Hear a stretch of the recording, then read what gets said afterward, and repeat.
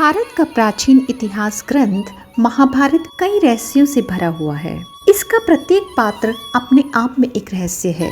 महाभारत को पंचम वेद कहा गया है। यह ग्रंथ हमारे देश के मन प्राण में बसा हुआ है। इसमें सैकड़ों पात्रों, स्थानों, घटनाओं तथा विचित्रताओं व विडंबनाओं का वर्णन है। महाभारत में जितने भी प्रमुख पात्र थे वे सभी देवता, गंधर्व, यक्ष, रुद्र, वसु, अप्सरा, राक्षस या ऋषियों के अवतार थे। उनमें से शायद ही कोई सामान्य मनुष्य रहा हो।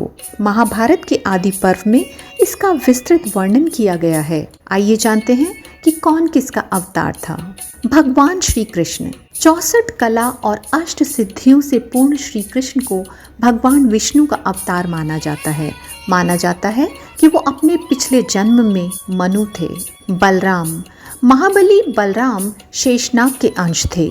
जब कंस ने देवकी वसुदेव के 6 पुत्रों को मार डाला तब देवकी के गर्भ से भगवान बलराम पधारे। योगमाया ने उन्हें आकर्षित करके नंद बाबा के यहाँ निवास कर रही श्री रोहिणी जी के गर्भ में पहुंचा दिया। इसलिए उनका एक नाम संकर्षण पड़ा।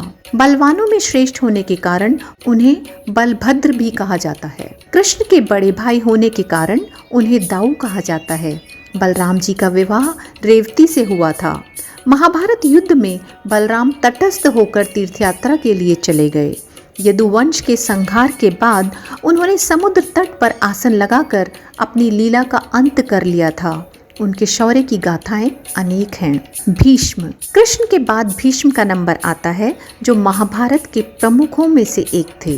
द्यू नामक वसु ने ही भीष्म के रूप में जन्म लिया था। वशिष्ठ ऋषि के श्राप व इंद्र की आज्ञा से 8 वसुओं को शांतनु गंगा से उत्पन्न होना पड़ा। 7 को तो गंगा ने नदी में बहा दिया, जबकि 8वें वसु द्यू जिंदा रह गए।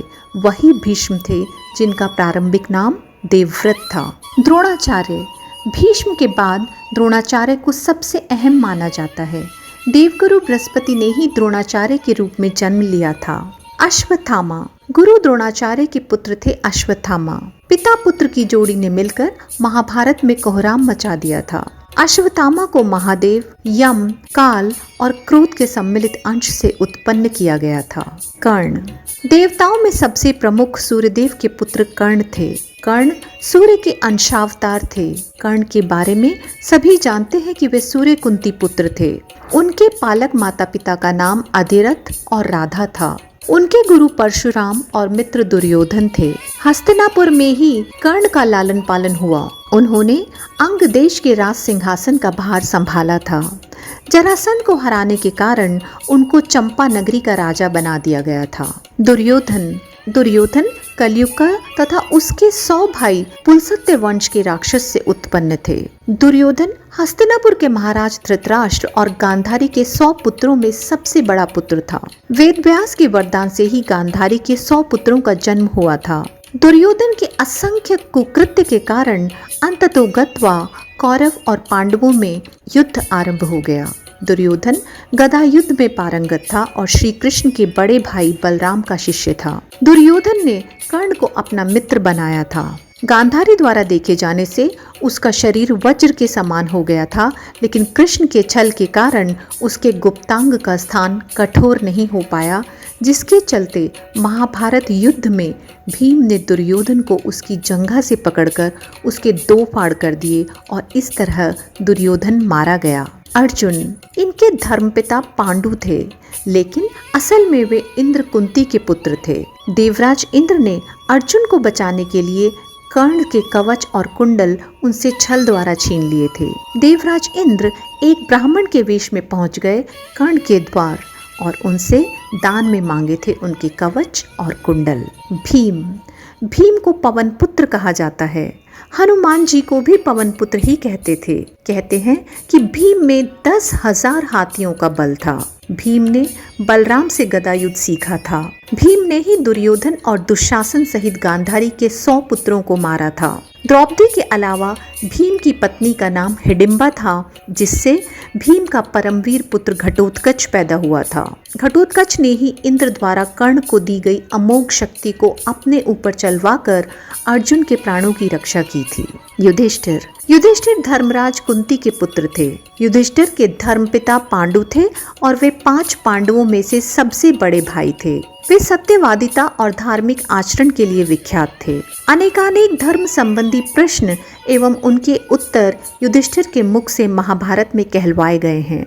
उनके पिता धर्मराज ने यक्ष बनकर सरोवर पर उनकी परीक्षा भी ली थी।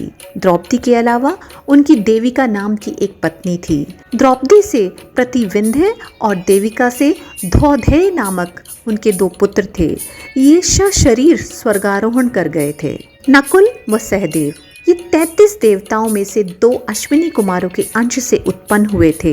ये 2 अश्विनी कुमार थे नासत्य और दस्र। सहदेव त्रिकालदर्शी थे। उन्होंने महाभारत युद्ध के होने और उसके परिणाम की घटनाओं को पहले से ही जान लिया था, लेकिन श्री कृष्ण ने उनको इस घटना को किसी को भी बताने से इनकार किया था। कृपाचार्य रुद्र के एक गण से कृपाचार्य के रूप में अवतार हुआ था। शकुनी द्वापर युग के अंश से शकुनी का जन्म हुआ था। धृतराष्ट्र और पांडु अरिष्टा के पुत्र हंस नामक गंधर्व धृतराष्ट्र तथा उनका छोटा भाई पांडु के रूप में जन्मे। विदुर सूर्य के अंश धर्म ही विदुर के नाम से प्रसिद्ध हुए। कुंती व माद्री कुंती और माद्री के रूप में सिद्धि और धृतिका का जन्म हुआ था। गांधारी मति का जन्म राजा सुबल की पुत्री गांधारी के रूप में हुआ था। रुक्मिणी व द्रौपदी राजा भीष्मक की पुत्री रुक्मिणी के रूप में लक्ष्मी जी व द्रौपदी के रूप में इंद्राणी उत्पन्न हुई थी। अन्य पात्रों के बारे में भी आइए जानते हैं। अभिमन्यु चंद्रमा के पुत्र वर्चा का अंश था। मरुदगण के अंश से सात्विक, द्रुपद, कृतवर्मा व विराट का जन्म हुआ था। अग्नि के अंश से दृष्टद्युम्न व राक्षस के अंश से शिखंडी का जन्म हुआ था। विश्वदेवगण द्रौपदी के 5 पुत्र प्रतिविंध्य, सुतसोम, श्रुतकीर्ति, शतानीक और श्रुतसेव के रूप में पैदा हुए थे। दानवराज विप्रचिति जरासंध व हिरण्यकश्यप शिशुपाल का अंश था। कालनेमी दैत्य ही कंस के रूप में जन्मे थे। इंद्र की आज्ञा अनुसार अप्सराओं के अंश से 16,000 रानियां उत्पन्न हुई थी। तो ये थे महाभारत के विभिन्न पात्र की वो किसके अवतार थे। इनके अलावा अगर आप किसी और विषय के बारे में जानना चाहते हैं तो कृपया कमेंट बॉक्स में लिखिए। धन्यवाद।